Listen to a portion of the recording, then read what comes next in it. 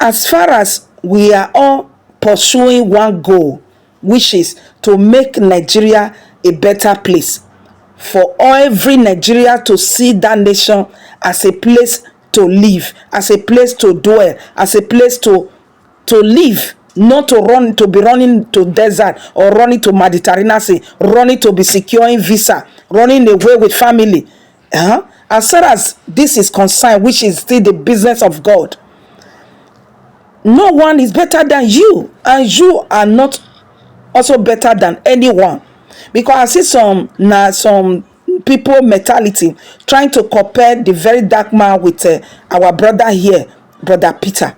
This our brother, it took him discipline, self-discipline, personal education to become a true leader. As you are seeing him, you have already becoming a true leader already. So which you and I, everybody, we are all leader, but not all of us have becoming that true leader. So the person that are becoming a true leader already among of us, kudos. So no one is better than you, and you are not better than anyone. We are this mentality. And I want to make us to understand that we are all born different background, different schools, different language, different region, different tribe, different gift, different talent, different purposes. Not the robber Peter here. You will be listening to him, and if you have developed yourself, discipline yourself, you will notice that you have already becoming a true leader already. Not only because of this interview, his consistencies and all of that, his quality of true leadership is already, sprouting out. Except if you haven't developed yourself, you will not notice it in him. I want to make us to understand that each person has special gift and talent. These differences are not mistakes. These are part of God's designments.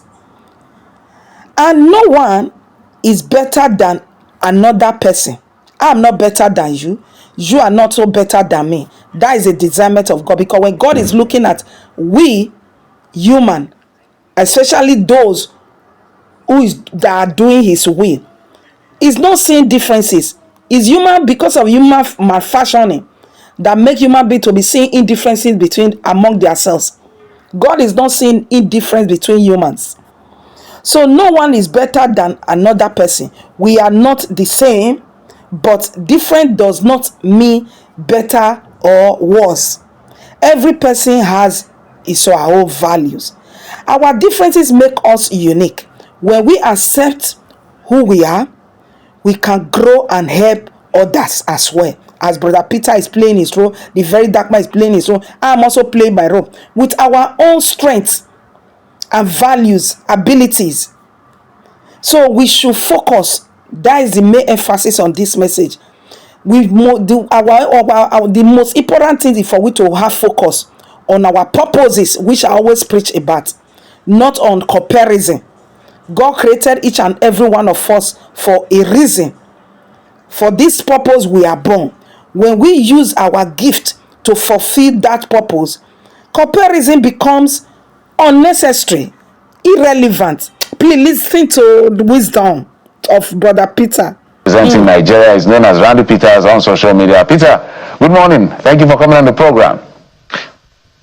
Good morning. Thank you for having me.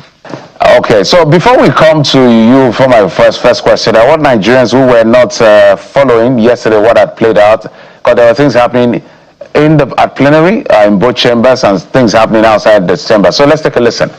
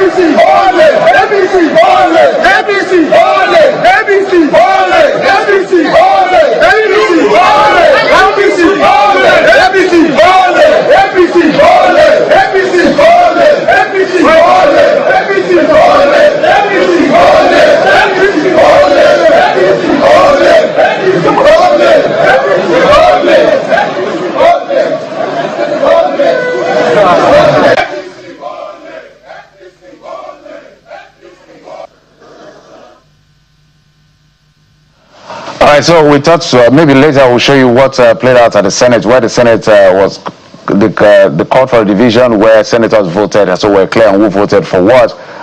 Just context to that video you saw, clause by clause consideration after conference committee has harmonized it to show, okay, to agree on what has been harmonized in that sense. So they go clause by clause. They wanted to bunch it in 10.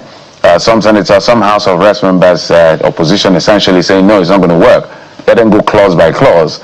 And then they started going clause by clause, but the speaker, deputy speaker who was chairing the session, was just going in a quick succession. They were trying to call his attention to that clause 60, where they wanted to argue over it again, but you know, the majority had their way eventually. That's the caption. That's why they were showing APC only. But while that was going on, things were also happening outside the premises of the National Assembly, where we understand protesters were tear gas. But one of the men who was there is Mr. Peters Aka. I'd introduced him just a moment. Mr. Aka, thank you so much yet again. I just needed Nigerians to see what played out inside. Maybe at some point we'll play what played out outside. But you have been on the field from the very beginning, agitating and insisting on real-time transmission of electronic transmission of results, real-time and all of that. But tell us what played out yesterday outside, and what's your impression as to the National Assembly giving finality to their decision yesterday? Thank you very much. At this point, it is up to Nigerians to either unite and end the APC reign of terror over Nigeria, or APC will be the end of a democratic Nigeria as we know it. Nigeria has become an open crime scene, and what we call government in Nigeria is literally organized criminality. Every institution that is supposed to serve the welfare of the Nigerian people have become weaponized against them.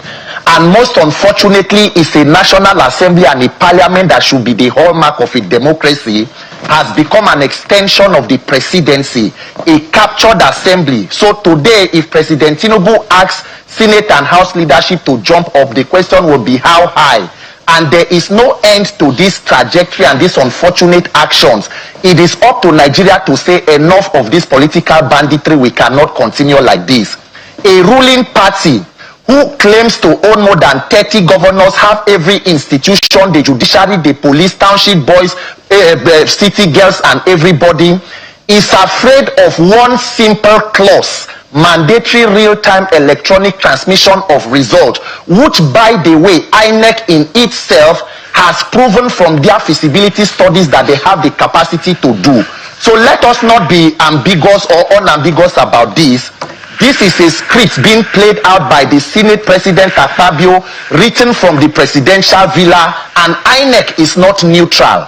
We were at the gates demanding for the implementation of the electronic transmission of results, and before you know it, tear gas canisters were released, or whatever substance were released on peaceful protesters. The first batch was released, people scampered and then came back there, and then there was a reinforcement of about a number of Hilux vehicles that carried some officers. The canisters were shot directly at peaceful protesters. In fact, these are some of the canisters that were picked, more than 20 or 30 of them. This was shot at protesters who ran up to the Eagle Square as far as the Federal Secretariat, even on passerbys who were just passing through the road, who were not part of the protest. And the question will be, who is afraid of free and fair election in Nigeria?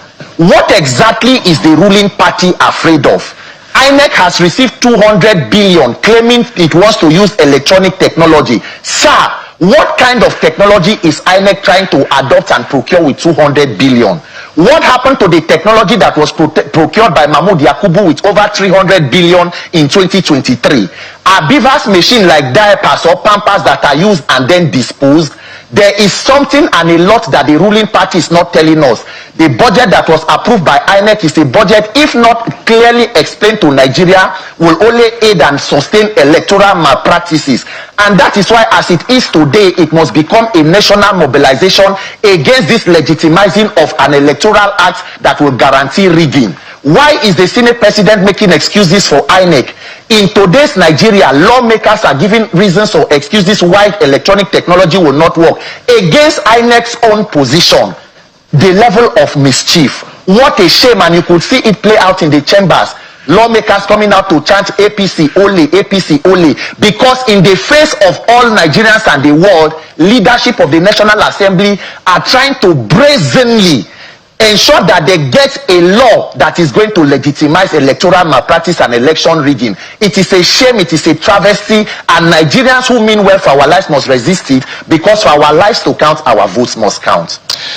All right, so Peter, let's try to envision what will then play out on election day with what has been passed now by the Senate. Yes. So the Senate says electronic transmission with manual backup. And what the Senate president said in his words is that when it was time to put it to vote, he said for those who want electronic transmission, but if that fails, Form EC-80 will be used, they should vote. That's why we had 55 people voting for it.